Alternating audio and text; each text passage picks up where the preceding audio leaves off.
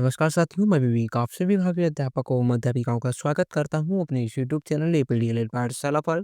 तो आज हम लेकर आए हैं आप सभी के बीच ही बहुत बेहतरीन सेशन, जिसमें आज हम लोग देखने वाले हैं यूपी टेट एनवायरनमेंट के 20 लाजवाब प्रश्न।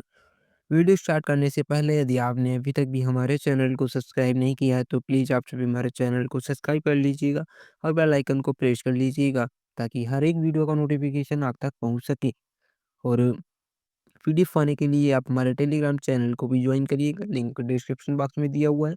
और मेरा आप सभी से आग्रह है कि आप सभी सब्सक्राइबर को महत्व न देकर कंटेंट को महत्व दीजिएगा, ठीक है? ये आप सभी को ध्यान रखना है। तो चलिए स्टार्ट करते हैं आज के पहले प्रश्न से। क्या है पहला प्रश्न? वायुमंडल की सबसे निचली परत का क्या नाम है? समताप मंडल, ओजोन मंडल, आयन मंडल या फिर क्षोभ मंडल? तो इस प्रश्न का सही आंसर हो जाएगा ऑप्शन नंबर डी से हो जाएगा क्षोभ मंडल, ठीक है। वायुमंडल की सबसे निचली परत का क्या नाम है? तो क्षोभ मंडल है। मौसम से रिलेटेड जितनी भी घटनाएं होती हैं वो सारी की सारी क्षोभ मंडल में घटनाएं होती हैं, ठीक है। प्रश्न संख्या 2 है, किस देश में क्रिसमस का त्योहार गर्मियों में मनाया जाता है? Japan, Bharat, Australia, America? तो इस प्रश्न का सही आंसर हो जाएगा ऑप्शन नंबर सी से हो जाएगा ऑस्ट्रेलिया, ठीक है। क्रिसमस का जो त्योहार है गर्मी में मनाया जाता है, तो कहाँ मनाया जाता है? ऑस्ट्रेलिया में मनाया जाता है। ऐसा क्यों होता है? आइए देखते हैं। जो ऑस्ट्रेलिया है वो दक्षिणी गोलार्ध में स्थित है, जबकि हमारा भारत उत्तरी गोलार्ध में स्थित है, ठीक है। जब यहाँ पे सर्दियाँ होती हैं, तो वहाँ पे क्या होता है? गर्मियाँ होती हैं। एकदम अपोजिट हमारा मौसम होता है वहाँ पे, ठीक है। और जो हमारा क्रिसमस का त्योहार है, दिसंबर के अंत में मनाया जाता है, ठीक है। तो अपने यहाँ तो सर्दियाँ होती हैं उस समय, लेकिन वहाँ पे क्या होता है? गर्मी पड़ रही होती है, ठीक है। प्रश्न संख्या 3 है, क्या है? आइए देखते हैं। एलपीजी का संक्षिप्त रूप क्या है? Low fat gas, low public gas, liquid petroleum gas या फिर द्रवीकृत पेट्रोलियम गैस? तो इस प्रश्न का सही आंसर हो जाएगा ऑप्शन नंबर डी से हो जाएगा द्रवीकृत पेट्रोलियम गैस, ठीक है। ये हमारे जो एलपीजी गैस है, ये खाना पकाने वाले गैस में प्रयोग होता है इसका, ठीक है। इसमें क्या होता है? प्रोपेन, ब्यूटेन और हाइड्रोकार्बन से मिलकर ही बनी होती है। ब्यूटेन की मात्रा इसमें कितनी होती है? 30 से 40% हमारी ब्यूटेन की मात्रा होती है, ठीक है। प्रश्न संख्या 4 है, कौन सी बीमारी प्रदूषित जल पीने से होती है? टाइफाइड, पीलिया, हैजा या उपरोक्त सभी? तो इस प्रश्न का सही आंसर हो जाएगा ऑप्शन नंबर डी से हो जाएगा उपरोक्त सभी, ठीक है। प्रश्न संख्या 5 है, भारत में प्रोजेक्ट टाइगर की शुरुआत किस वर्ष हुई थी? 1982, 1973, 1992 या फिर 1996? तो इस प्रश्न का सही आंसर हो जाएगा ऑप्शन नंबर बी से हो जाएगा 1973, ठीक है। प्रोजेक्ट टाइगर की शुरुआत किस वर्ष में हुई थी भारत में? तो 1973 ईस्वी में हुई थी। प्रोजेक्ट टाइगर का काम क्या था? कि जो भी हमारे बाघों के विलुप्त होने के बचाव के लिए इसका प्रयोग किया गया था या फिर इसकी शुरुआत की गई, ठीक है। कब की गई थी? 1973 ईस्वी में। किसकी? तो प्रोजेक्ट टाइगर की, ठीक है। ये सारे के सारे रिपीटेड क्वेश्चन, ठीक है। प्रश्न संख्या 6, ओजोन परत कहाँ पाई जाती है? क्षोभ मंडल में, समताप मंडल में, मध्य मंडल में या फिर बहिर्मंडल में? तो इस प्रश्न का सही आंसर हो जाएगा ऑप्शन नंबर बी से हो जाएगा समताप मंडल में, ठीक है। क्षोभ मंडल हमारी कहाँ पाई जाती है? तो समताप मंडल में पाई जाती है, ठीक है। ये लगभग 15 से 35 किलोमीटर के बीच में होती है। ये हमारी क्या करती है? वो जो परत होती है, किससे बचाव करती है? तो पराबैंगनी किरणों से हमें रक्षा करती है, ठीक है। प्रश्न संख्या 7 है, गंगा एक्शन प्लान को किस वर्ष शुरू किया गया था? 1982, 1985, 1990 या फिर 1995? तो इस प्रश्न का सही आंसर हो जाएगा ऑप्शन नंबर बी से हो जाएगा 1985, ठीक है। किसके शासनकाल में हुआ था ये? तो राजीव गांधी उस समय हमारे प्रधानमंत्री थे, ठीक है। प्रश्न संख्या 8 है, निम्नलिखित में से कौन सा जीवाश्म ईंधन नहीं है? पेट्रोलियम, कोयला, लकड़ी, प्राकृतिक गैस? तो इस प्रश्न का सही आंसर हो जाएगा ऑप्शन नंबर सी से हो जाएगा लकड़ी, ठीक है। पेट्रोलियम, कोयला और प्राकृतिक गैस हमारे कहते जीवाश्म ईंधन है। और कौन-सा नहीं है? तो लकड़ी नहीं है, ठीक है। इसलिए इसका राइट आंसर हो जाएगा ऑप्शन नंबर सी हो जाएगा। प्रश्न संख्या 9 है, विश्व पर्यावरण दिवस कब मनाया जाता है? 22 अप्रैल, 11 जुलाई, 5 जून या फिर 16 सितंबर? तो इस प्रश्न का सही आंसर हो जाएगा ऑप्शन नंबर सी से हो जाएगा 5 जून, ठीक है। विश्व पर्यावरण दिवस कब मनाया जाता है? तो 5 जून को मनाया जाता है। इस वर्ष यानी 2025 में इसकी थीम क्या थी? तो प्लास्टिक प्रदूषण को हराना, ठीक है। 5 जून यानी पर्यावरण दिवस की थीम थी 2025 की। प्रश्न संख्या 10 है, निम्नलिखित में से कौन-सा कीट-बची पौधा है? अमरवेल, गुलाब, घटपर्णी या फिर तुलसी? तो इस प्रश्न का सही आंसर हो जाएगा ऑप्शन नंबर सी से हो जाएगा घटपर्णी, ठीक है। ये हमारा कैसा कीट-बची पौधा है। नेफेंथीज भी हमारा कीट-बची पौधा, ड्रोसेरा हुआ, ठीक है। ये सारे के सारे क्या है? कीट-बची पौधे। अमरवेल क्या है? हमारा एक परजीवी पौधा होता है, ठीक है।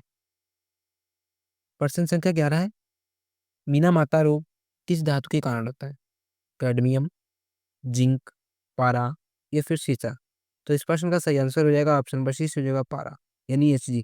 मीना-माता जो हमारा रोग होता है किस धातु के कारण होता है? तो पारा के कारण, ठीक है। प्रश्न संख्या 12 है, रेड डाटा बुक में किसका विवरण दर्ज किया जाता है? केवल विलुप्त पौधों के, केवल संकटग्रस्त जीवों के, जीवाश्म पौधों के या फिर संकटग्रस्त पौधे और जीव? तो इसलिए इसका जो राइट आंसर हो जाएगा ऑप्शन नंबर डी से हो जाएगा, ठीक है। संकटग्रस्त पौधे और जीव दोनों का उसमें विवरण दर्ज किया जाता है, ठीक है। रेड डाटा बुक ये किसके द्वारा जारी की जाती है? तो IUCN के द्वारा जारी जारी की जाती है, ठीक है। प्रश्न संख्या 13 है, वन्य जीव संरक्षण अधिनियम कब पारित किया गया था? 1960, 1972, 1975 या फिर 1986? तो इस प्रश्न का सही आंसर हो जाएगा ऑप्शन नंबर 20 हो जाएगा 1972, ठीक है। वन्य जीव संरक्षण कब पारित किया गया था? तो 1972 ईस्वी में। राइट आंसर इसका बी हो जाएगा। क्वेश्चन संख्या 14 है, भूमंडलीय तापन का मुख्य कारण क्या है? Nitrogen gas, carbon dioxide, sulphur dioxide या फिर ऑक्सीजन? तो इसका जो राइट आंसर हो जाएगा ऑप्शन नंबर 20 हो जाएगा कार्बन डाइऑक्साइड, ठीक है। भूमंडलीय तापन का मुख्य कारण क्या है? Carbon dioxide. पेड़ों का अधिकतम कटाव, ठीक है, ये इसका मुख्य कारण है। प्रश्न संख्या 15 है, भारत का राष्ट्रीय पशु कौन है? शेर, हाथी, वाघ या फिर मोर? तो इस प्रश्न का सही आंसर हो जाएगा ऑप्शन नंबर सी हो जाएगा बाघ। भारत का राष्ट्रीय पशु कौन है? तो बाघ है, ठीक है। प्रश्न संख्या 16 है कि किस विटामिन की कमी से रतौंधी होती है? Vitamin C, vitamin B 12, vitamin D या फिर विटामिन ए? तो इस प्रश्न का सही आंसर हो जाएगा ऑप्शन नंबर डी से हो जाएगा विटामिन ई की कमी से होती है रतौंधी, ठीक है। इसका जो नाम होता है विटामिन के ए का क्या नाम होता है? रेटिनॉल होता है। विटामिन सी का हमारा क्या नाम होता है? रासायनिक नाम तो होता है एस्कॉर्बिक अम्ल। और विटामिन बी हमारा होता है बेरी-बेरी। और विटामिन डी जो होता है ये होता है कैल्सिफेरॉल, ठीक है। प्रश्न संख्या 17 है, शुष्क बर्फ किसका ठोस रूप है? जल का, अमोनिया का, कार्बन डाइऑक्साइड का या फिर नाइट्रोजन का?